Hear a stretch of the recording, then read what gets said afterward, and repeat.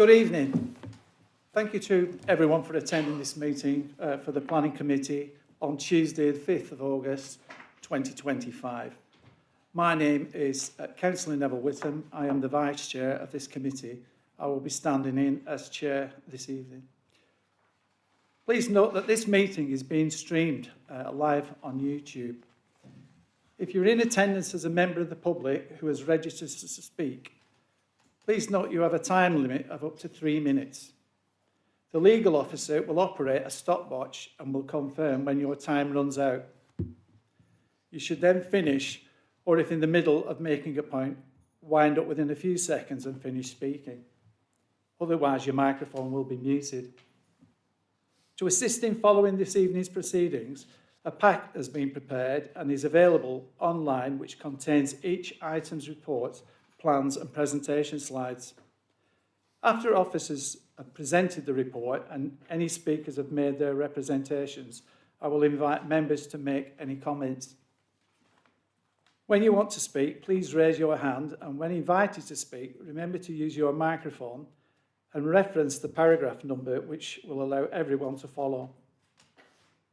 Please keep in mind that some people require closed captions and/or lip reading to follow the proceedings. So please speak slowly and clearly and keep your hands away from your mouth. Please can everyone ensure their phones are turned to silent.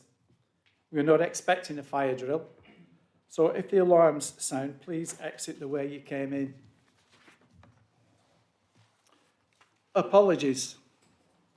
Apologies have been received from Councillors June Molyneux, Alan Whittaker, Councillors Sarah Ainsworth and John Williamson are substituting for those councillors. Declarations of interest. Members are reminded of their responsibility to declare any pecuniary interest in respect of matters contained in this agenda. If you have a pecuniary interest, you must withdraw from the meeting. Normally, you should leave the room before the business starts to be discussed. You do, however, have the same right to speak as a member of the public and may remain in the room to enable you to exercise that right and then leave immediately. In either case, you must not seek to improperly influence a decision on the matter. Minutes of the meeting from Tuesday, 8th of July 2025, Planning Committee. Do we have a proposer for those minutes? Okay, Councillor France and Councillor Hilton. Thank you. So those minutes are approved? Sorry. Can we take a vote on that, please? Our members. Thank you. Anonymous. Planning applications to be determined. For the benefit of the public here tonight, the speaking arrangements for the planning applications are as follows. The officers will summarise the report. Registered speakers will be invited to speak in the following order: objector, supporter, parish or town councillor, ward councillor, the applicant or the agent. All registered speakers will be allowed to speak for 3 minutes, apart from the ward councillor who may speak for 5 minutes. In the event that all speakers are against the application, as chair, I will grant the applicant or her representative a time extension. I would respectfully ask members of the public who have not registered to speak remain quiet throughout the proceedings. Before we begin, we will be considering item 3B from the agenda, which has changed from 3A. And this is land 85 metres east of 48 Town Lane, Whitley Woods, first on the agenda this evening.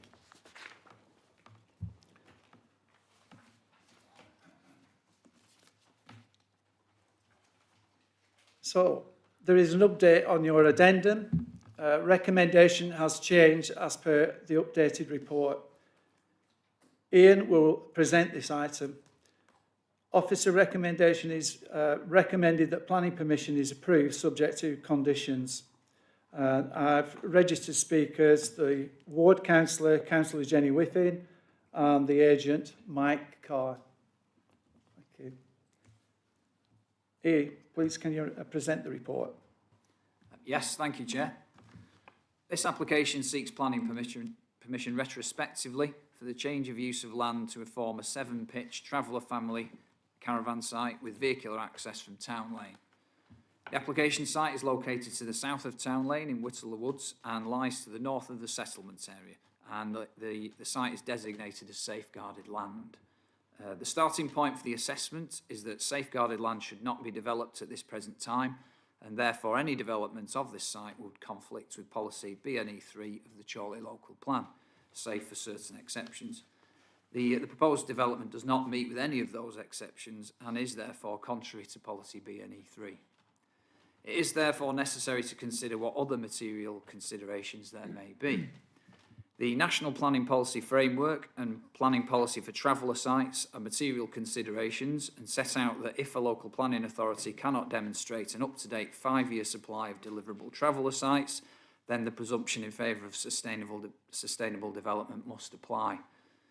Based on current available evidence, the Council cannot demonstrate a 5-year supply of traveller sites, and therefore the policies that are most important for determining this application are out of date, and planning permission should be granted unless any adverse impacts of doing so would significantly and demonstrably outweigh the benefits.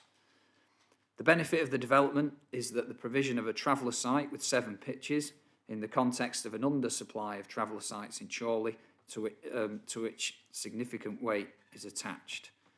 The adverse impacts are through the policy conflict with BNE 3, however this can only be afforded limited weight, and the distress caused through intentional unauthorised development of the site, which is considered to carry moderate adverse weight.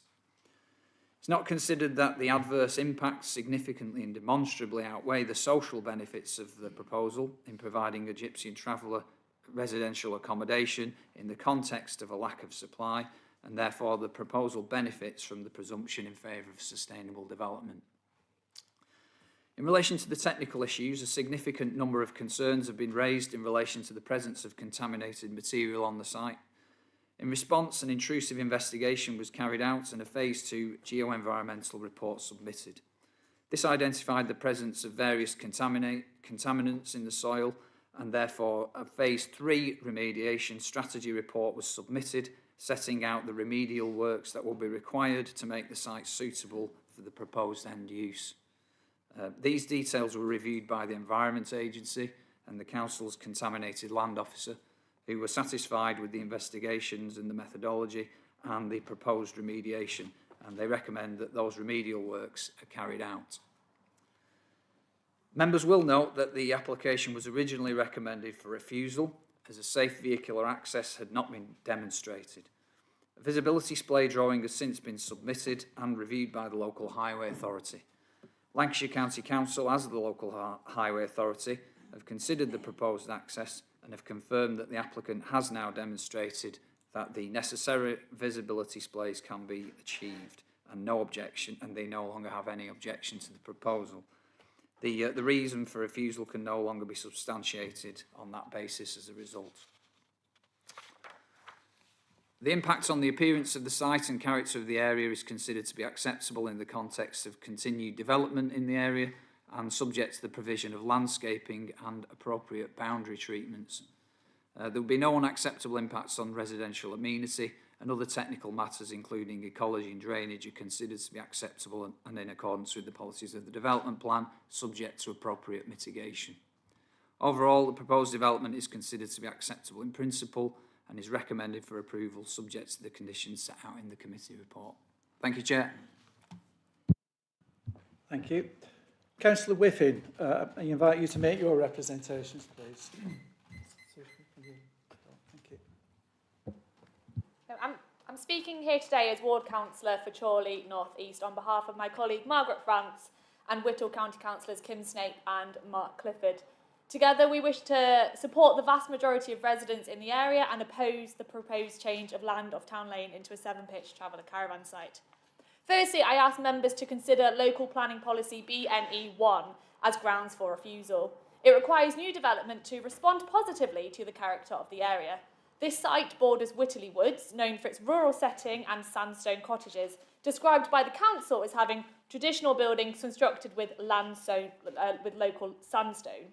The proposed development uses none of these materials and is out of keeping with the area, undermining its character and breaching BNE1. BNE1 also requires avoiding unnecessary noise impacts, echoed in paragraph 79 of the officer's report, which states permission should only be granted if there's no unacceptable noise disturbance. Yet the MP, ward councillors and the council have received numerous noise complaints. I'm surprised this has been downplayed in the report, and it's no wonder that Whittley Woods residents have felt ignored. One wrote, "The dogs on site have been barking incessantly overnight. The whole street is awake. It's not great for our well-being or ability to function without sleep. Such reports clearly breach BNE1 and should be grounds for refusal." Next, I ask members to consider policy BNE9 as grounds for refusal. It states development is only permitted if it causes no unacceptable harm to biodiversity and actively conserves and enhances habitats, species and ecological networks. This former landfill borders the Lucas Lane Biological Heritage Site, home to rare, protected species, and is contaminated with asbestos, methane and other hazardous substances. Disturbing the soil risks releasing toxins that threaten both habitats and species, directly contradicting policy BNE9. And although the Environment Agency accepted a remediation strategy, no validation report confirming safety has been provided. Without it, we cannot ensure these species are protected, and I urge members to refuse the application on this basis.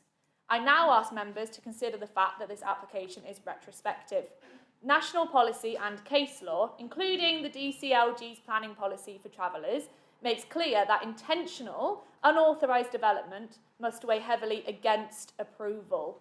By August 2024, the site was already occupied following unauthorised works, groundscaping, bund building and laying hardcore. That alone is serious, I've lost my place, but combined with known soil contamination, it's a real concern. This is significant development without permission, and approving it would set a damaging precedent, weaken public trust in enforcement and undermine council policy. Paragraph 105 of the officer's report claims caravans aren't dwellings, so gas protection isn't legally required despite methane and CO2 detection. However, even if building regulations don't apply, laws like the fire safety order and gas safety regulations do, and they are there to protect residing and neighbouring residents. There have been confirmed reports of fire on site, despite explosive methane, which shows exactly why exempting caravans from gas protection creates unsafe conditions and risks public safety. This site is safeguarded land under policy BNE 3.10 of the Chorley Local Plan, reserved for future strategic development. Such land must not be developed unless exceptional circumstances apply, such as strategic housing or employment, which isn't the case here. National inspectors confirm safeguarded land carries very substantial weight. Approving this would breach the local plan and set a dangerous precedent that weakens the plan-led system. Finally, Town Lane has clear road safety risks, shown by this council's previous refusals on highways grounds. Yet paragraph 85 of the officer's report claims minimal traffic impact, relying solely on LCC's advice. This is really frustrating. LCC has a history of flawed assessments that ignore local conditions, and their last-minute reversal, just a week before this meeting, disregards concerns that they once shared with Chorley Council.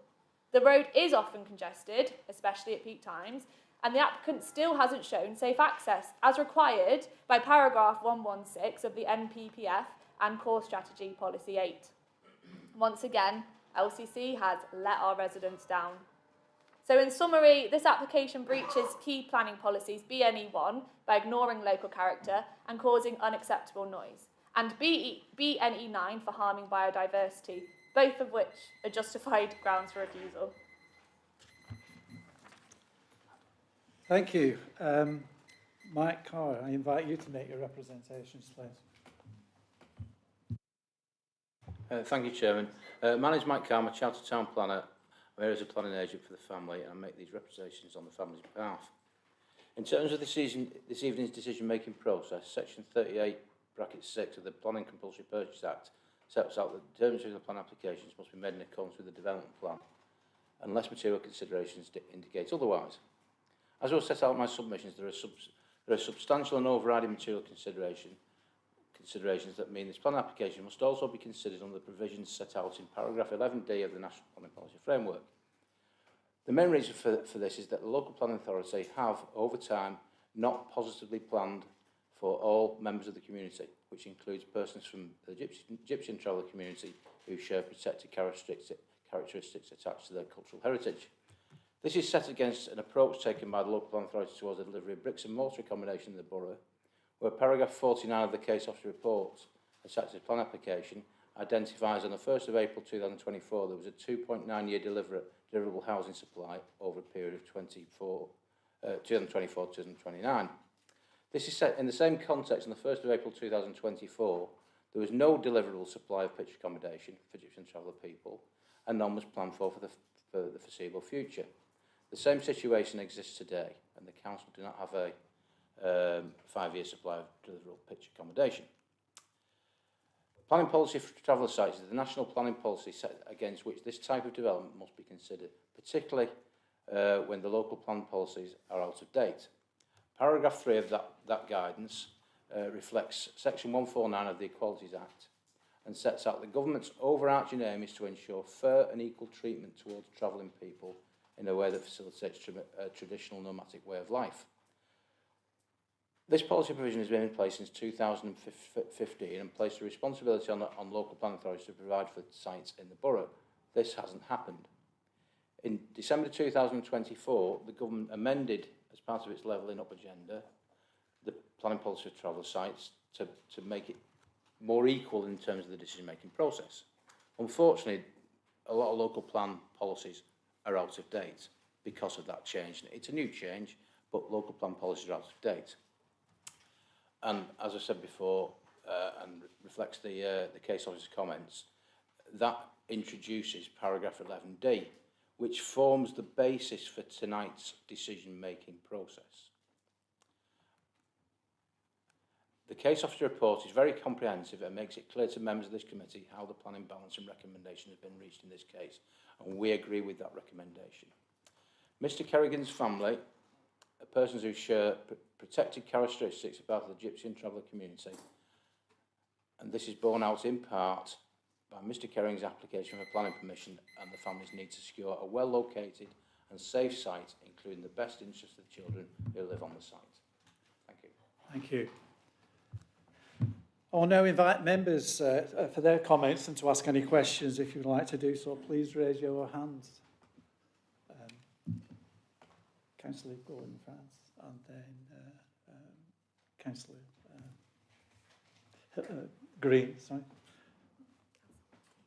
and then Councillor Wilkie. Right, Chair. Thank you. I would like to propose refusal of this planning application. Basically, BNE 3, developing safeguarded land without justification. I don't think there's justification here. We've already, within a quarter of a mile of this site, had a planning application passed by Red Row Homes for 250 homes. So, I mean, I think there's limited weight for this. BNE 1, it's ignoring local character. There's sandstone cottages in this area. You know, these are totally out of character with the area. The other reason, really, is on highway grounds. The highways have said the access to this site is unsafe. It's been occupied for 12 months. You know, what's going on? You know, we've had one planning application on Town Lane refused 18 months ago. It did, second time come round, it did get passed. But this is a dangerous road, and we've still not got a safe access to it, and it's been occupied for 12 months. I'm sorry, I can only propose refusal of this application. Thank you. Thank you. Councillor Green? Thank you, Chair. Just, I've got a number of points which I'd like to just go through in terms of on the agenda. So on page 59, obviously noting that it was safeguarded land, and obviously a tilted balance has been applied. So this is paragraph 48. What I can't see is how the risks afforded by the fact that the land's been contaminated, outweighs the benefits. I know there's a number of conditions that have been applied, but we seem to be working on the basis that the conditions are infallible. And in my line of work, there are mitigations, and the probability of these being implemented perfectly is not a case of that will happen. I don't believe. And given the history of the fact that work has been taking place on that site in an unauthorised way, I have concerns about a number of the mitigations that, or the conditions that have been put in place will be appropriate discharge. Certainly given that we are not able to police that 24/7, and we will be relying on the goodwill of the applicants to carry out the work. So I have concerns about the potential release of contaminants into the water course and in the air if this work isn't carried out correctly. So that's one of the areas I've got. So that was on para 48. In terms of the need for travellers' provisions, this is paragraph 53 on page 60. Whilst, yes, I agree it will meet the sort of a traveller site for static needs, in terms of the need for a transient community, which I do believe is a need. This, from my understanding, is this site is going to be used for the family in its entirety and not used for transient purposes. So I do think that it doesn't go the full need in terms of meeting Chorley's needs for traveller sites. So there's still a need for us to do something about transient families in terms of pitches. So I don't think this is a silver bullet for traveller sites within Chorley Council. Next issue I've got in terms of I mentioned about, this is paragraph 85. So again, in terms of the contamination, sampling is sampling. So there is a potential for hotspots to have been missed. And I did notice that the fact that the banking material wasn't actually sampled in the first place, and obviously that work had happened before any proper sampling was able to take place. So again, that just relates to my concern about the fact that we're relying on goodwill for this to be done, and I'm concerned that the way this work has happened so far without proper refusal undermines that. In terms of road safety, just as a general point, I do use that road quite a lot, and I did note in terms of previous planning of downtown lane that I did feel LCC's was a bit more of a desktop exercise as opposed to taking into consideration the real world situation. So I do think that is a very, very busy road. There are periods where it is very, very tight, and I think it is only going to get worse. So I do think there's concerns about that. Then in terms of page 64 on in terms of waste collection in paragraph 81, again I've got concerns about there's been no formal consideration in terms about where the bins will go.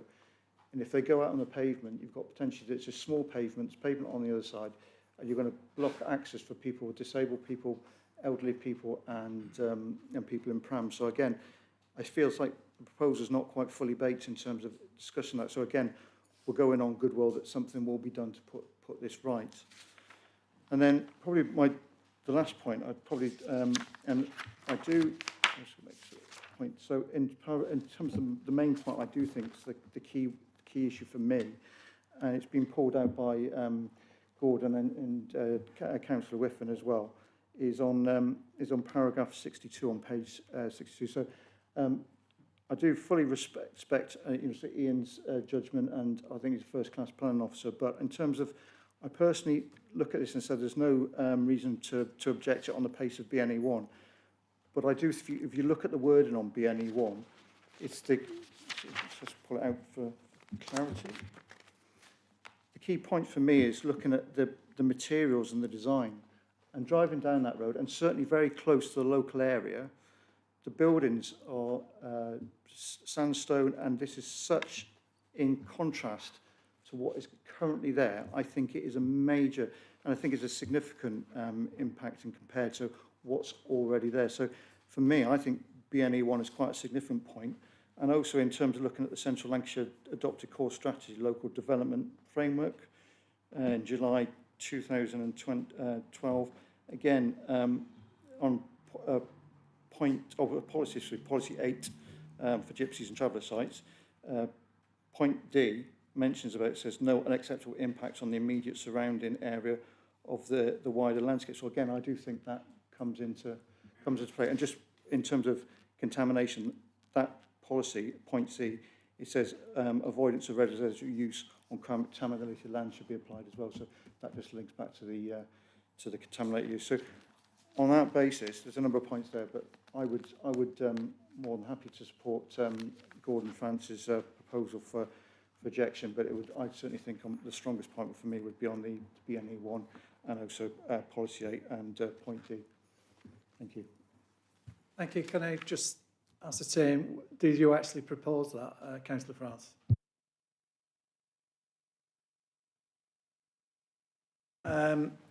Councillor Wilkie. Thank you, Chair. Okay, so looking through all the detailed information, Policy 8C of the Central Lancashire Core Strategy, paragraph 87, requires the avoidance of residential use on contaminated land, although such areas may be suitable for business use. This is clearly not business use. This is residential. The National Policy Framework also says that planning decisions must ensure that the site is suitable for the proposed use and condition things like contamination. This land is quite clearly contaminated, and that has been borne out with all the detailed reports of all the hazardous waste that has been found on exploratory looking at the soil and the subsoil. Paragraph 91, human health risk assessment was assessed by exploratory investigation and identified hazardous substances and risks from heavy metals, non-metals, above guideline levels, including paragraph 92, asbestos. Now, I've worked in a building where they were trying to reduce asbestos, and one of those people that I work with is no longer with us. Fluoroethane has been found to be in groundwater above the guideline level, and no reference of the tributary of the River Lostock was regarded, has already been regarded by the Environmental Agency as a sensitive receptor, in other words, contamination risk. Movement of the waste from deep within this land is very costly and hazardous, and to both residents on the site, who I have grave concerns for, because exploratory work has already been undertaken and they're already doing things on site.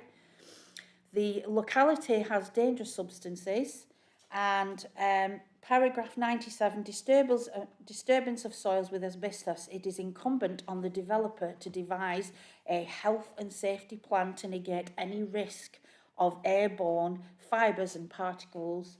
How can we negate that? How can we condition that? How can that be safely done? Removal of asbestos and hazardous substances such as these do actually pose a risk to A, the contractor, and B, where they're going to go and who's going to dispose of them and where they're then going to be put. It's very expensive, and how can we avoid and condition cutting of corners? And I've done my own homework as to exposure to heavy metals and polycystic aromatic hydrocarbons, which pose significant risk to health, such as neurotoxicity, respiratory issues, damage to kidneys and liver. It's been linked to cancers and reproductive issues. It interacts with people's DNA. It affects brain development and cognitive function, especially in children. There are children present on this site. It's a family site. Travellers bring families, other families, they have children there.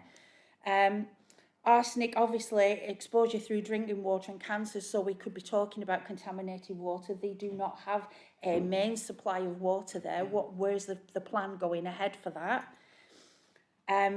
There are so many things. There are families on site and nearby, and these substances are not safe. And we only know of a certain depth that we've explored. What lies beneath is not yet fully known. And there are, the local plan, I totally agree, we desperately need traveller sites in the borough, and it is their human right to have this, and I fully upheld their right for that. But I also think that they thought they bought a dream and found a home, and they've actually been sold a hazard here.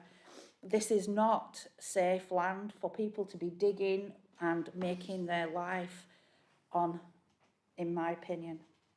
And how can we condition 100% safety of any disturbance? I am gravely worried for the people that are currently living there, and I just feel that the detail of what lies beneath has been long forgotten. It's historic, it's a long time ago, and things have been buried and disposed there, and substances that they never wanted to be seen again. We're opening a Pandora's box if we allow this development, and I fully uphold Councillor Francis and would second that proposal to deny this proposal to go ahead. Did Councillor Green not already say Yes. that? No, thank you. Could I bring in Elizabeth at this point, please? Oh, no, sorry.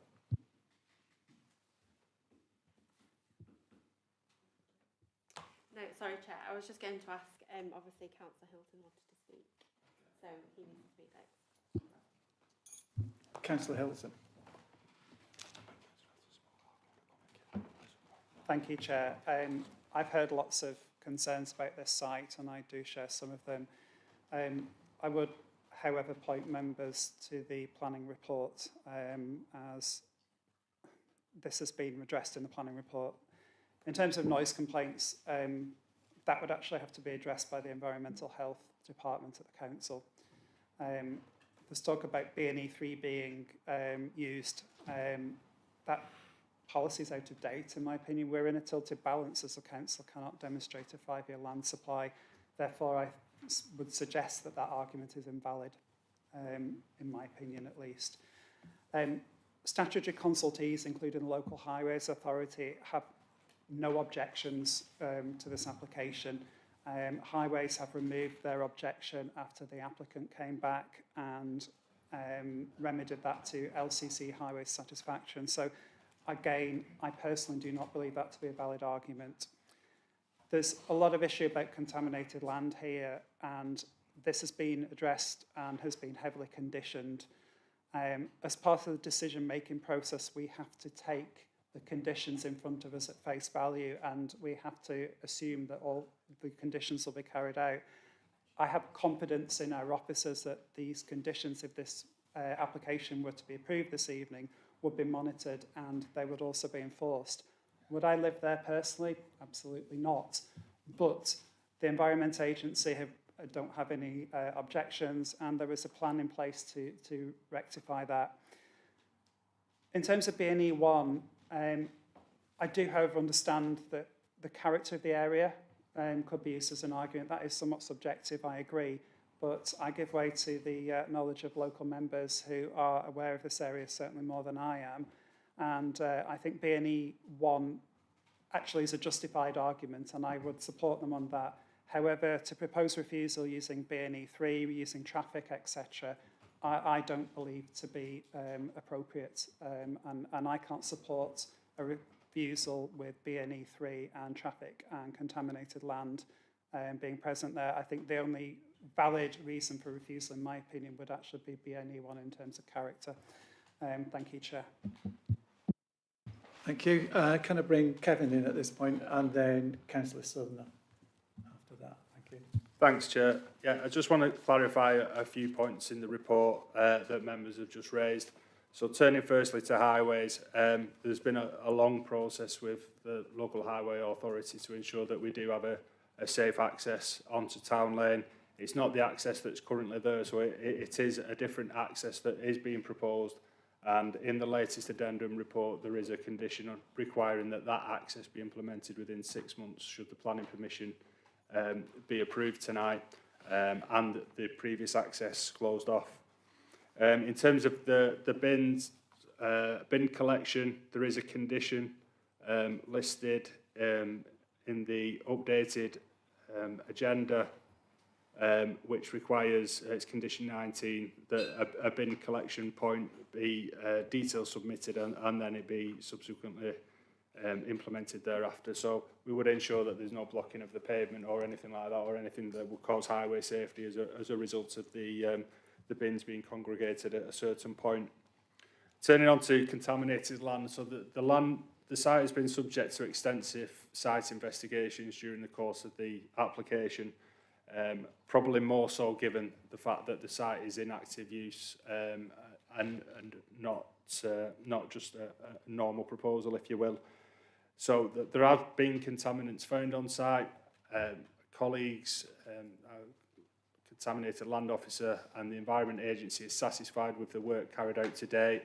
A remediation strategy has been agreed with the applicant and the consultees that will result in suitable living conditions for the applicants, and that's subject to conditions, so they would have to carry that out within a certain time period of receiving planning permission. So we don't feel that contaminated land or highways are supportable reasons for refusal, because we don't have the technical evidence to back that up. Thanks, Chair. Thank you, Kevin. Councillor Southern. Thank you, Chair. Councillor Hilton very eloquently alluded to the fact that B&E 1 is probably the only point we could object to on this.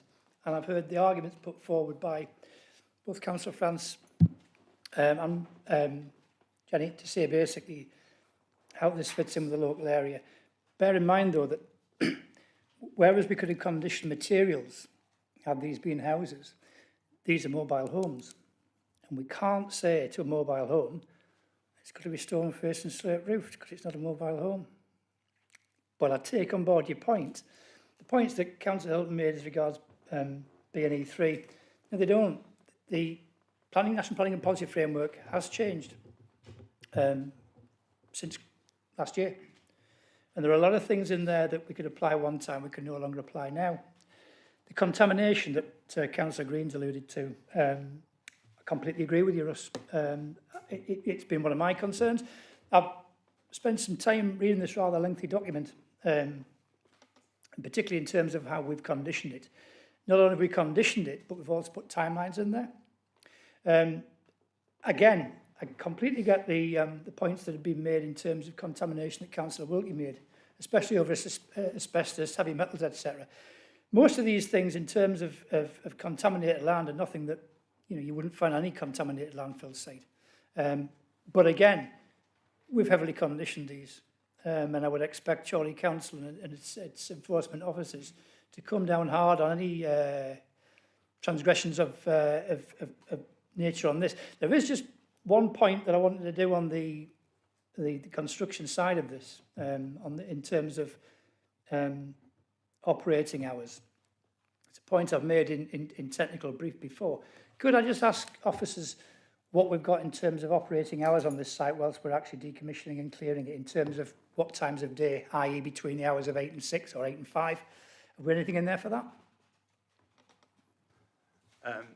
The condition 9 requires the submission and agreement of a construction management plan. So one of the requirements of that construction management plan is to set out the hours. The timings of that's fine, because what I wouldn't want to happen is a scenario where we've got 24/7 removal of spoil from this site. That particularly was one of my concerns, that it's carefully monitored from that one there, and particularly when we've got enforcement officers that are able to attend, such should there be any transgressions, that they can attend site. So again, as a council, we can't demonstrate a 5-year housing supply. This is the whole point of the new local plan that we're wishing to get in place, but at the moment we can't do that. And if we were to refuse this and it went to appeal, what are you going to appeal on? The only thing I could think of, and Councillor Hilton's already alluded to this, is the visual aspect of that. But as I've already pointed out, these are not houses. These are mobile homes. Yeah? So, realistically speaking, and bearing in mind what Ian's presented this report, and having studied it in depth, I'm of the opinion that we should propose a recommendation of this report. Thank you. Councillor Singh, please. Thanks, Chair. It's a difficult application, this, I must admit. It's obviously you've got one aspect of it being a family, then you've got the other aspect of it being an environmental land.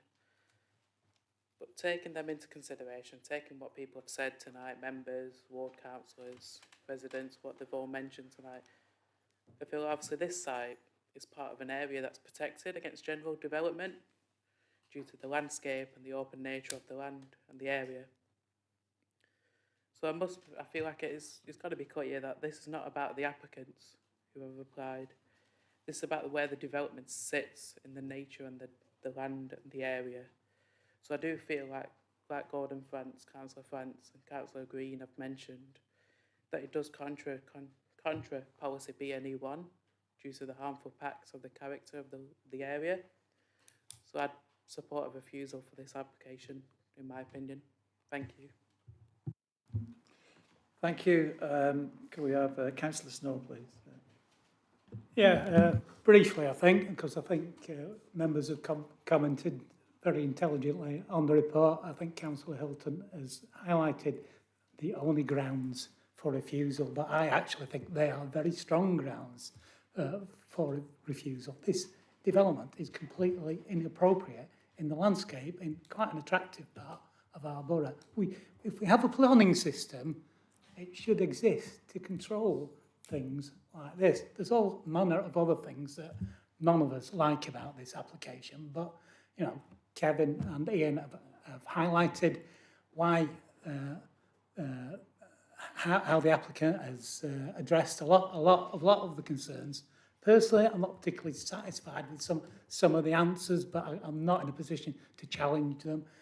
The contaminated land, yeah, of course, I've worked in the construction industry and the civil engineering industry. You can decontaminate any piece of land you want, as long as you spend enough money doing so. I'm also interested about the construction management plan. Here we've got a live site with people, kids living on it. Now, moving contaminants on a live site, you wouldn't do it. You just evacuate people.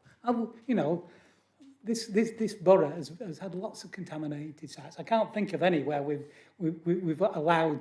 proceeded where we've allowed families to be adjacent to removal of asbestos, arsenic, various other contaminants. Also, I wasn't particularly pleased with the environmental agency's comments. They seem completely inadequate about the possibility. They're more or less ignoring the possibility of contamination from this site. Well, you know, they are the experts.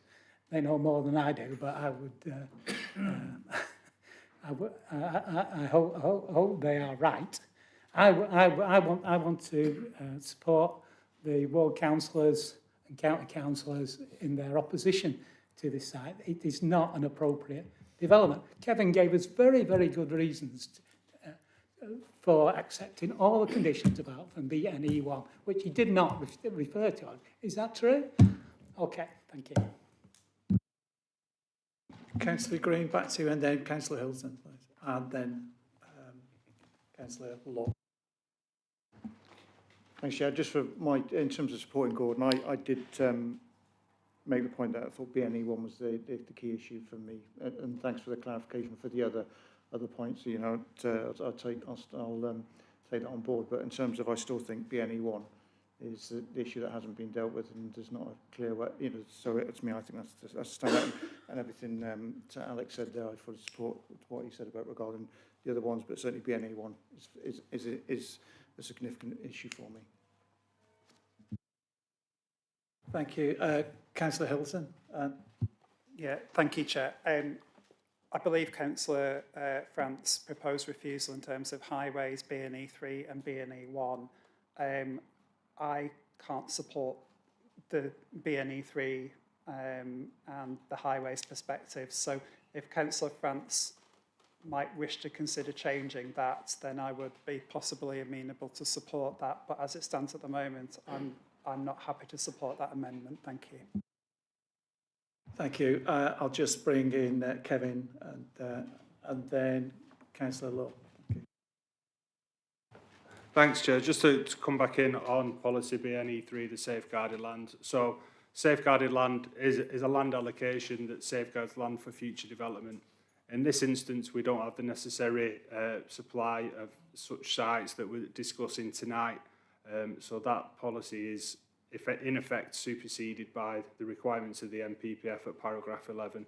So I would, if members are minded to look at refusal, I would not recommend going down that route. Councillor Lowe, please. Thank you, Chair. Obviously, came into the meeting extremely open-minded, listened to all the contributions. Just a couple of observations, really. Bring members' attention to paragraph 63 of the report on page 62 of paperwork, with reference to policy BNE1, and also paragraph 70 of the report, which the officers have come with a view on that matter. In terms of my personal opinion, if Councillor France narrows the reasons for refusal purely based on BNE1, I would be amenable to support that. Like Councillor Hilton said, I couldn't support the other grounds that was mentioned in the original proposition. I think, again, reiterate what it says in paragraph 63 of the report, and to say that the planning permission will be granted unless it creates a virtual overlooking, overshadowing, or creating an overbearing impact, and the proposal would not cause an unacceptable degree of noise nuisance. I appreciate it's subjective, but I would be amenable if Councillor France could just concentrate on that. Councillor France. Thank you, Chair. Quite happy to go forward with refusal on the BNE1. Thank you. Thank you. Are there any other speakers?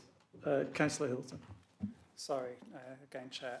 I appreciate we've had a proposer and a seconder for refusal, and we've just had a proposer for officer recommendations. I do think BNE1 is subjective, and I take Councillor Southern's point about these being mobile homes, so therefore I would like to second his proposal for officer recommendations. Thank you.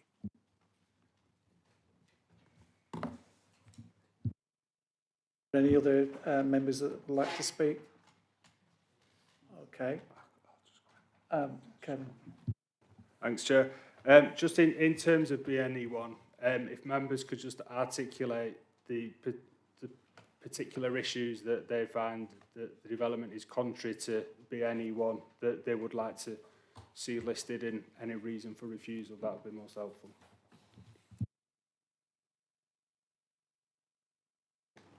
Councillor Green. Yeah, just in terms of, just for clarity, let's get that wording right here. So, yeah, in terms of the key points was in terms of the materials used and the design.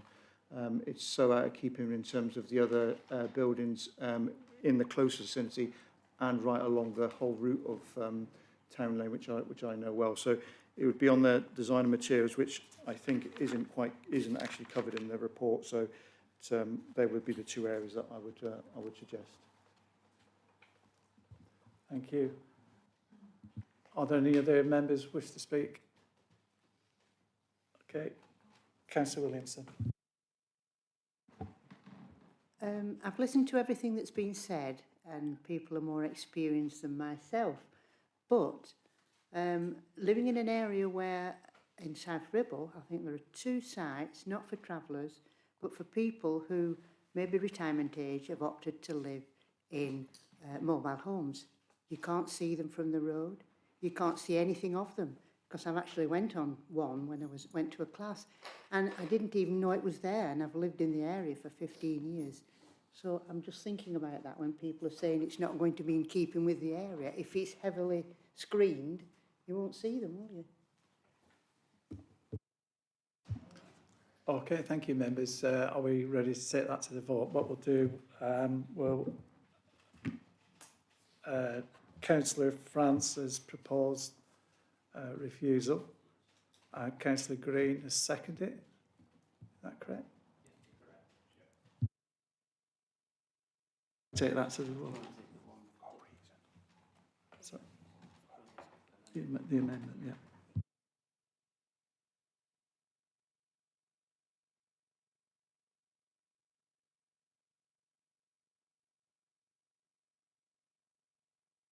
This is, you refer, yeah, the amended proposal in that you wish to refuse the officer's recommendations.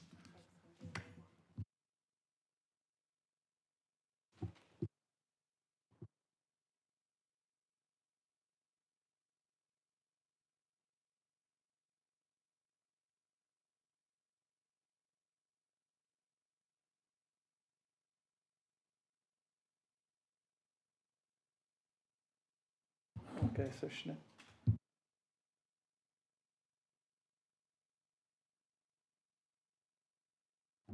Members have voted to refuse the application.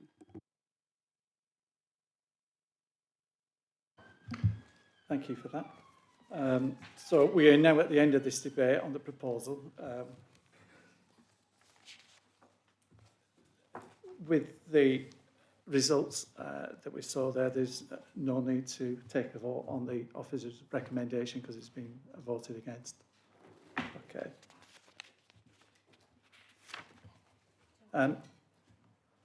If you've just come in for that proposal and you would wish to leave, please could you do so now? Thank you.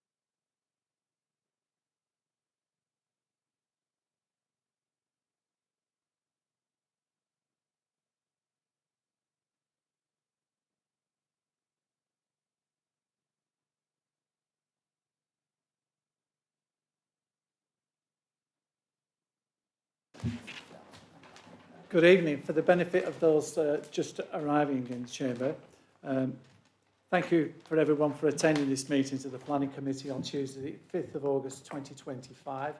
My name is Neville Whittam. I am the Vice Chair of the committee and will be standing in as Chair for this evening. Please note that this meeting is being streamlined on YouTube.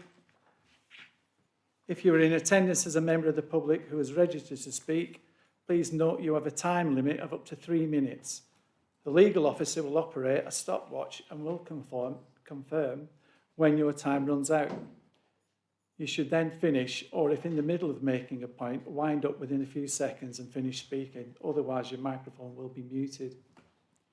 To assist in following this evening's proceedings, a pack has been prepared and is available online, which contains each item's report, plans and presentation slides.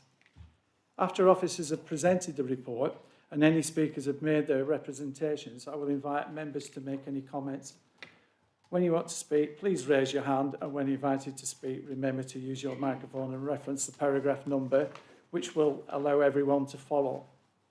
Please keep in mind that some people require closed captions and or lip reading to follow the proceedings, so to please speak slowly and clearly and keep your hands away from your mouth.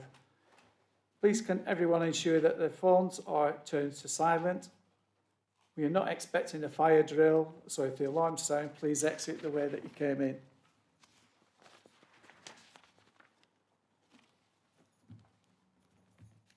We will now go to item 3A, land on the A674 Wealton, Blackburn, New Road, Wealton.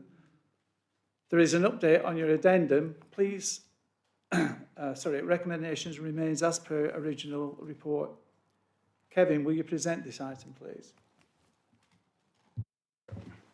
Thank you, Chair.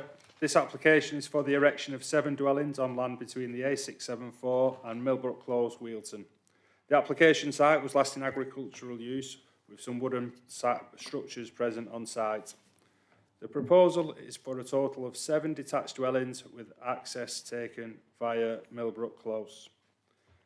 In total, 29 objections and 3 representations in support have been received in respect of the application, and these comments are summarised in paragraphs 8 and 9 of your report, and the late representation in support is also in your addendum.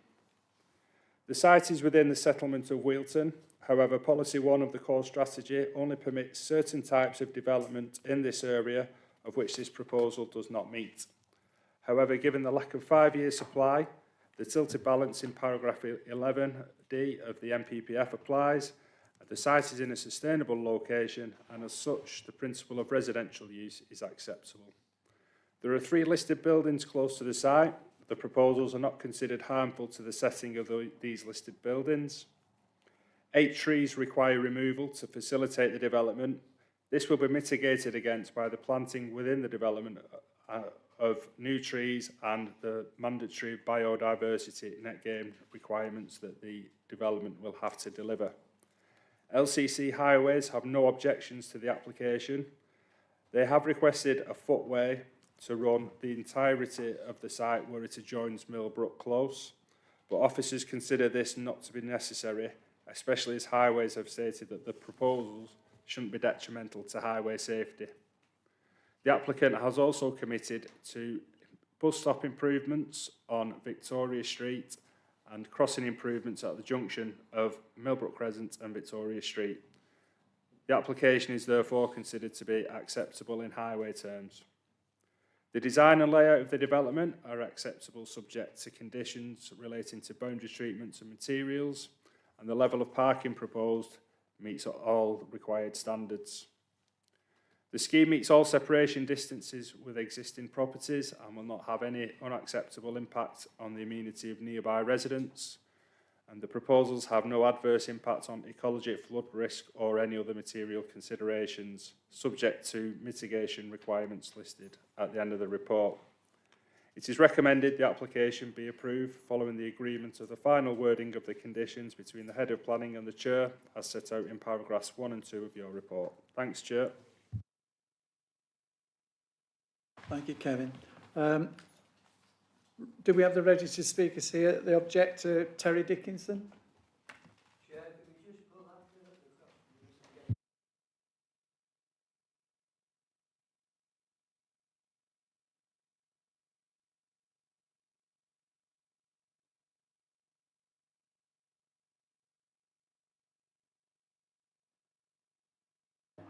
Terry Dickinson, please. Okay. I think we object to this proposal on many issues, but 7 fundamental ones. Firstly, the safety issues of the junctions of the A674 at Victoria Street, Blackburn Road, Millbrook Close, where there are yellow lines, there's double parking, there's parking on the pavement, people have to walk in the road, a bus stop nearby within 5 metres, all close to the proposed access. This raises a key issue of safety, which local people will tell you is not fully addressed in the report. 2, the village design statement research showed an average of 3.5 cars per household on Millbrook Close. This showed that in that period, which was the 1980s, the increase in car ownership was going up. This will add to more increased car usage and therefore, again, causes safety issues, parking issues and amenity issues. Ergo, traffic through the village is going to increase. This proposal does not address the issue of affordable housing. The average house price in Wealdon now is just on 200,000 Agricultural use, they've been alluded to. Yes, there was 1 horse and random sheep from Black Lion Farm. But this strip of land provides amenities and safety for local people. 5, there is an overdevelopment on the A674 at Botany, Fillington, possibly Whittle, Black Lionfield, Heapy, all have major impacts on Wealdon. We now recognise the need for mini roundabouts at these junctions, especially Victoria Street, Buckles Brow and Chapel Lane. If local housing is desperately needed, why the change at Botany Bay to 4/5 units and only 1/5 housing? It was originally intended 100% housing. There are flooding and contamination issues, point 6. Kenyon Brook has flooded many times. Come down Briars Brow in winter and you'll find a stream. Millbrook Close has designated trees on the village green to soak up floodwaters. In 1979, Chorley Council brought in 2 large pumps because there was a flooding due to blockage on the culvert, Kenyon Brook. In 2000, I myself was flooded in because of flooding coming down off the fells. There is contamination in the area. That's why there was a great dispute about developing land at Black Lion Farm. The final point is that the local infrastructure issues outweigh the benefits of this proposal. Thank you. Could you wind up your point now, please? I asked this question rhetorically. What is a village? This proposal alters the character of Wealdon, bringing increased parking issues, traffic, and fundamental infrastructure issues. Thank you. Thank you. Do we have the applicant, Chris Brown? Thank you. Good evening. My name is Chris Brown and I'm the owner of Brindle Homes, a small local development company based less than a mile away from this proposed site. I was born and raised in Lower Wealdon, just 100 metres from this very location. In fact, my childhood bedroom window overlooks these fields.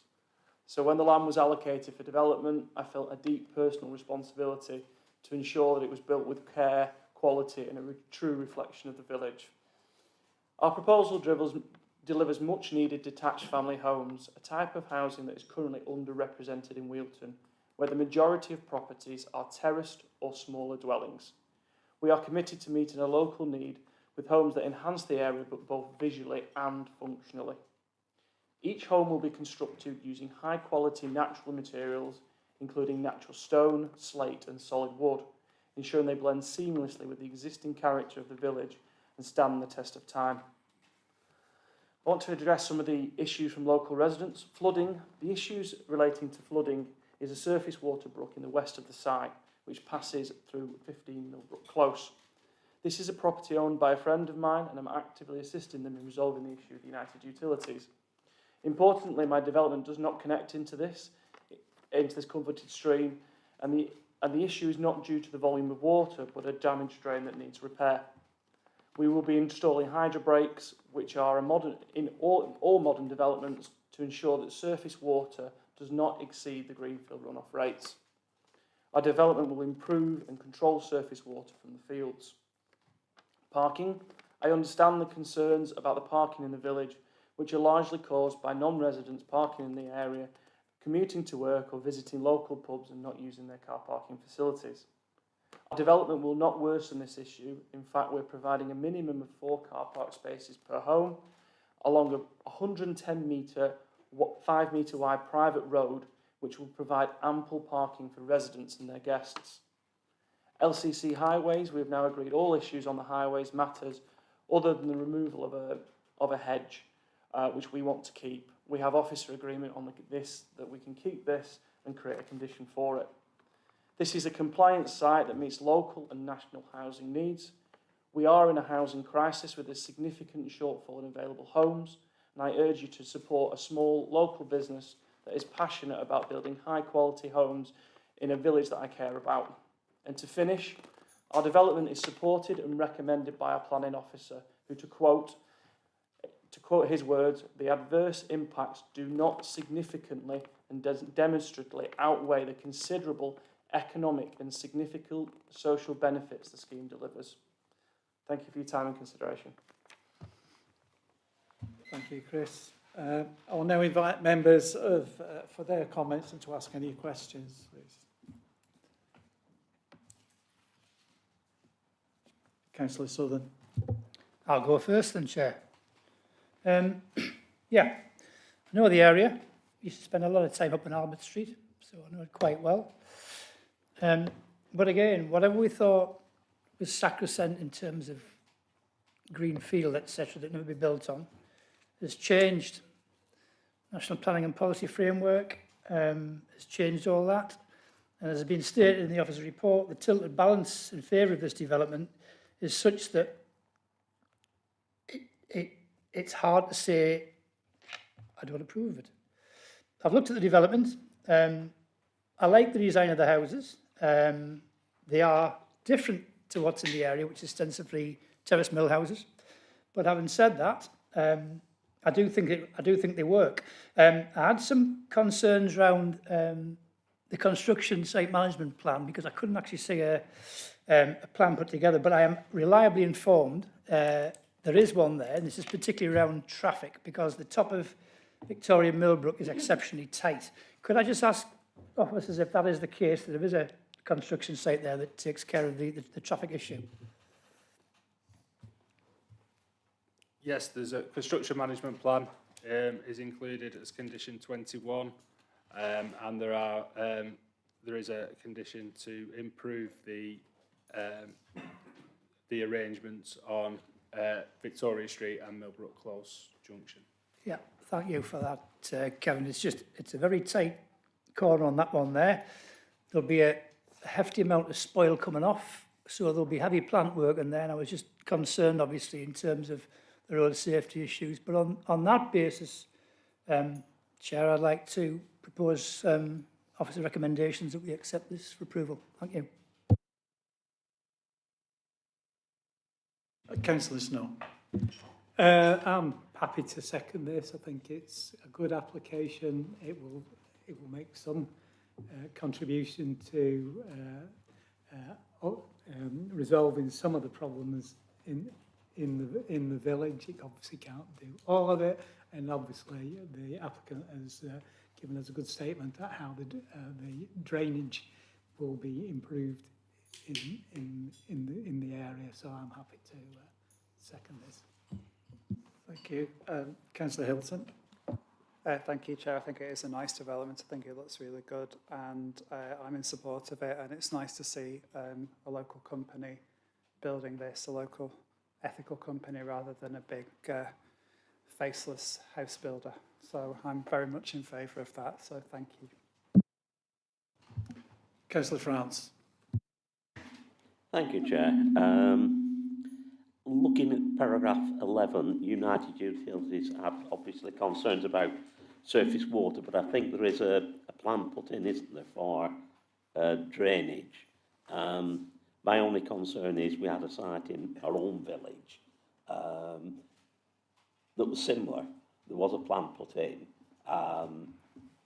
but guess what? It flooded because the drainage side was not implemented right at the beginning of the building. When they started to build the houses, they did have problems with water. It did eventually resolve itself. So just concerns with that, really. And I know traffic is a dangerous junction there at the Dressers Arms, and I can remember one fatality myself on that junction, be a number of years ago.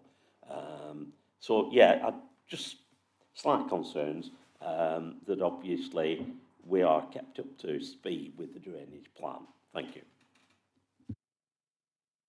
Any other members? Sorry, Kevin, you'd like to come in?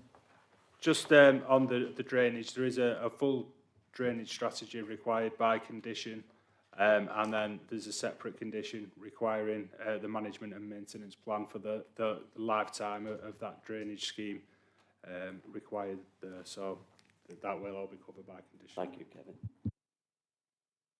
Do any other members wish to speak on this?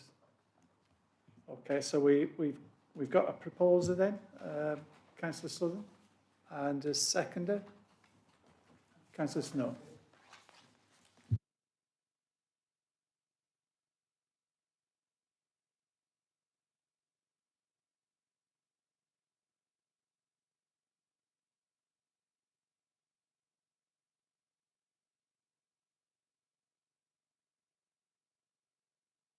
Members have voted in favour of officer recommendation that planning permission is granted, subject to conditions.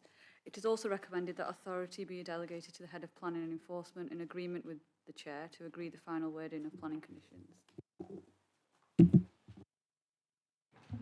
Thank you. If you've just come in for that proposal and you wish to leave now, please feel free to do so.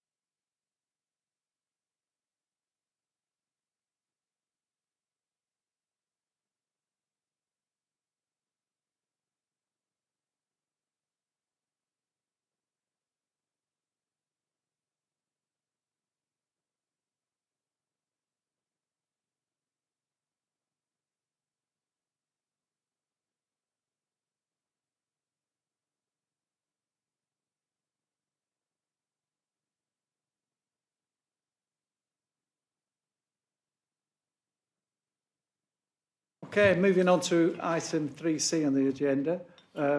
Whiskers, 60 Pall Mall, Chorley. The officer recommendation is recommended that the planning permission is granted subject to conditions. And the second, it is also recommended that the authority be delegated to the head of planning and enforcement in agreement with the chair to agree final wording of the planning conditions. There are no registered speakers on this item. Kevin, please could you present the report? Thank you, Chair. This application is for the change of use of 60 Pall Mall, Chorley from a mixed commercial and residential use to a 5-bedroom house of multiple occupation to accommodate 5 people. The property is in a mixed commercial and residential area within easy walking distance of Chorley Town Centre and the services and transport links that are available there. One objection has been received to the application, and the points of objection are summarised in paragraph 8 of your report. The ground floor of the property has been vacant for some time. Whilst it hasn't been actively marketed for the required 12 months, the unit is small and there are other vacant units along Pall Mall. There are benefits to bringing a vacant property back into use, and therefore the proposals are considered to be acceptable in principle. The external changes to the property are acceptable, and whilst no car parking is proposed, LCC Highways have no objections given the sustainable location of the property. Bins will be located in the rear yard of the property along with cycle storage, and the proposal will not have any unacceptable impacts on the amenity of neighbouring occupiers. The application is recommended for approval as set out in paragraphs 1 and 2 of your report. Thanks, Chair. Thank you, Kevin. I'll now invite members for their comments and to ask any questions. Councillor Wilkie and then Councillor Snow. Thank you, Chair. I'm familiar with this site. It used to be my hairdresser. It's a small terrace, mid-terrace, modest-sized, and obviously the size of it, they want to bring into 5-bedroom property of house of multiple occupancy. Can I just refer to paragraph 18? Obviously, in 17, that the policy EP7 states that planning permission will not be granted for non-retail uses unless it can be shown there's no demand for retail or commercial use. This was last occupied 12 months ago as a business, and it's not been actively marketed for the 12 months period. So where is the evidence to say, because on paragraph 19 it says, on balance it's considered therefore there is sufficient evidence to demonstrate there's no longer a viable demand. Where is that evidence? I can't see that evidence, because in this document it states quite clearly it's not been marketed.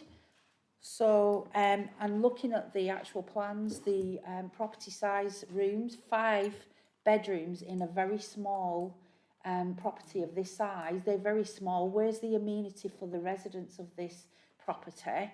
Because we're packing people in like sardines in 7 metres and 8 metre square bedrooms. And I just think we contravene our own policy here because it's not been actively marketed. So I propose that we defer this planning for 12 months and give the person that owns the property an opportunity to market it. Thank you. Councillor Snow. Thank you, Chair. I would like to second Councillor Wilkie's proposal. Pall Mall actually is there is quite a turnover of retail properties.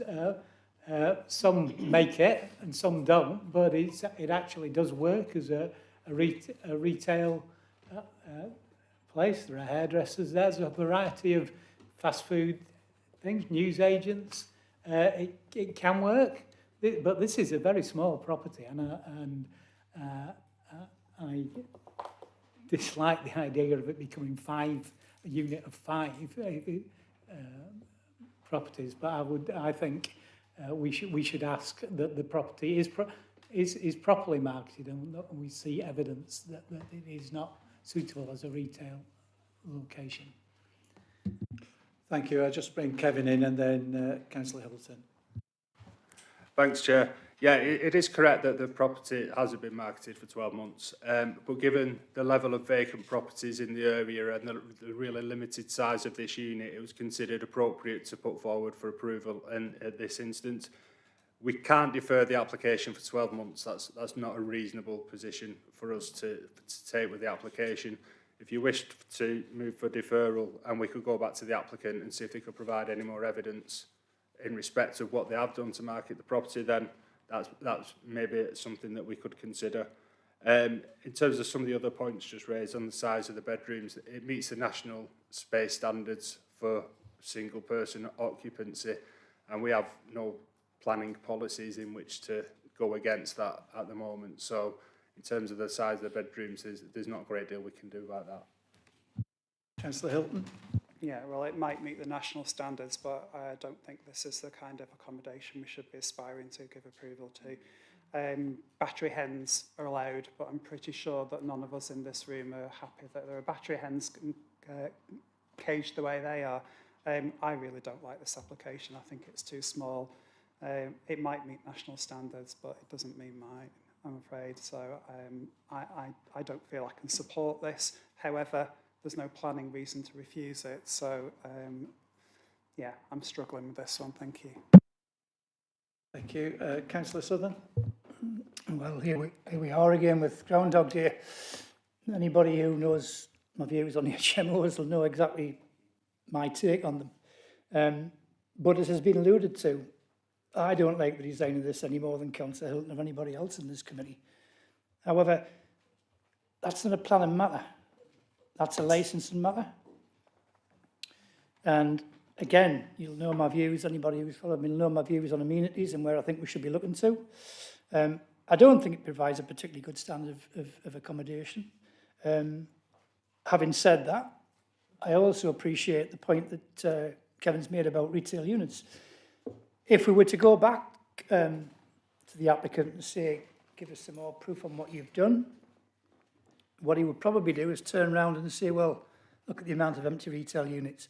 Retail is struggling exponentially, largely down to online. So unless, as Councillor Wilkie alluded to, you're having your hair cut at Whiskers or your cat groomed, this is the problem that we've got with retail. Bricks and clicks are two different things. And I'd sooner see a property being used for something rather than sitting empty. However, I have to concur with the points already been made. I don't like it, quite frankly.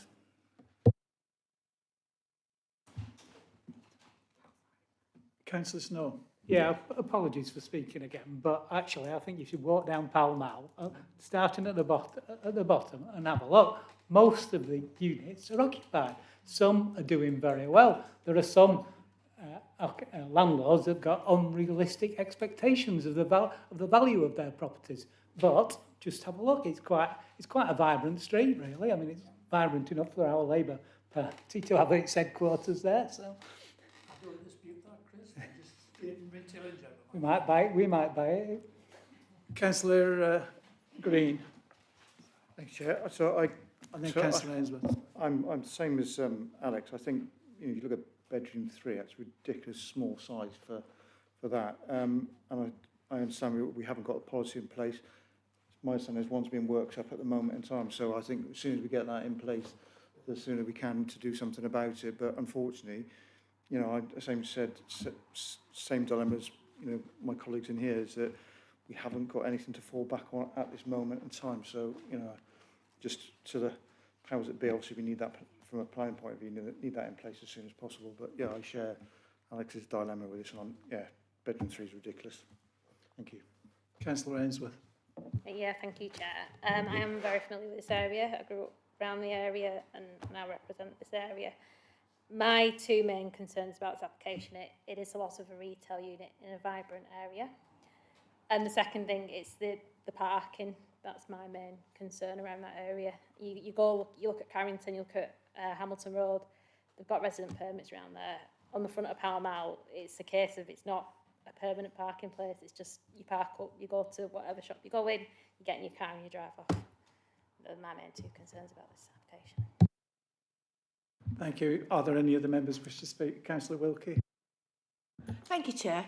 This is a predominantly business quarter of on the fringe of the town centre. There is very little residential in that particular area. Yes, we do need to demonstrate housing need, but we haven't given an opportunity for someone to use this as a business opportunity or a start-up.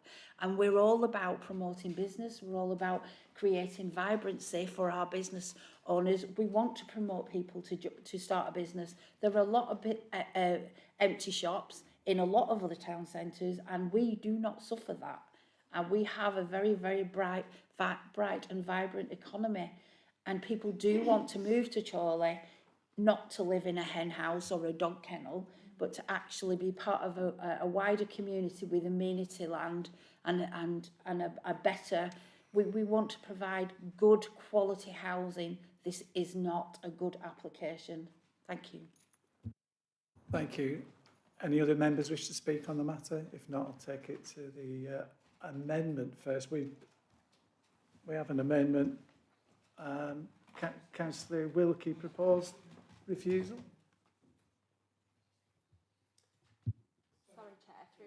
Sorry, Chair, through you. I think it would be a good idea if Councillor Wilkie could just confirm what the amendment would be, and then we'll just confirm who the seconder is as well. Councillor Wilkie. Thank you. I propose refusal to defer, to go back and ask them to market it. Deferment. Can I do that? You would need to confirm the time frame and what your reasons would be to do that. Because they've contravened the policy where they haven't marketed it and demonstrated evidence there's no demand for retail or commercial use for this property. I did propose 12 months, but Kevin said that's not realistic. But the policy does actually clearly state 12 months.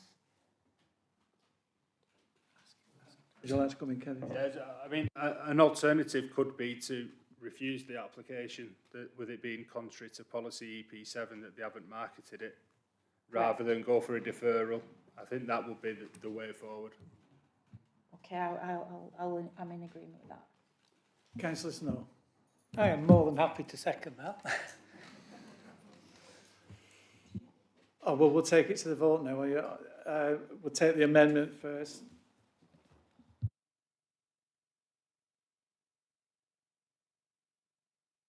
Just take a moment. The planning officer will write down the reason for refusal. Bear with me a second.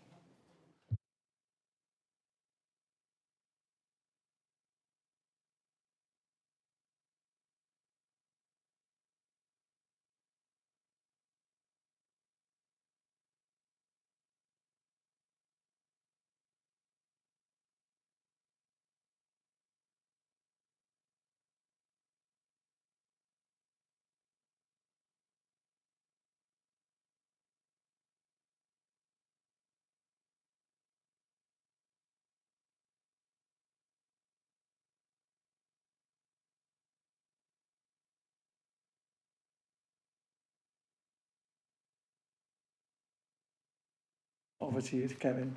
Thanks, Chair.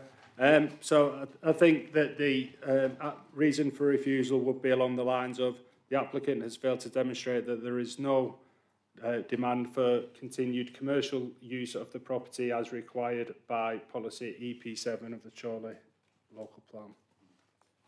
Councillor Wilkie, is that amenable to your amendment? 100%, thank you, Chair. Councillor Snow. Okay. We'll take the vote now on the amendment to defer or refuse.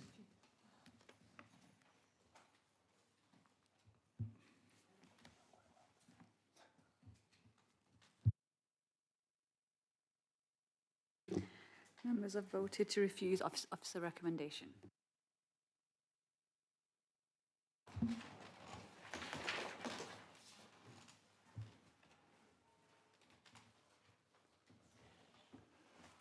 Thank you for that.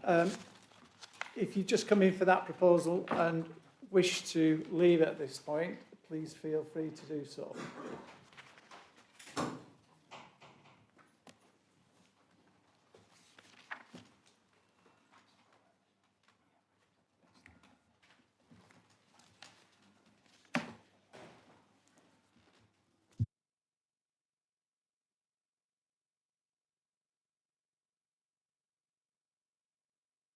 Moving on to agenda item 3D, Sam's 294 Moore Road, Chorley. There is an update on your addendum. Recommendation remains as per original report.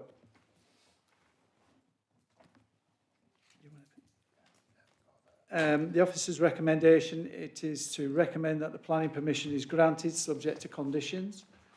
It is also recommended that the authority be delegated to the Head of Planning and Enforcement in agreement with the Chair to agree the final wording of planning conditions.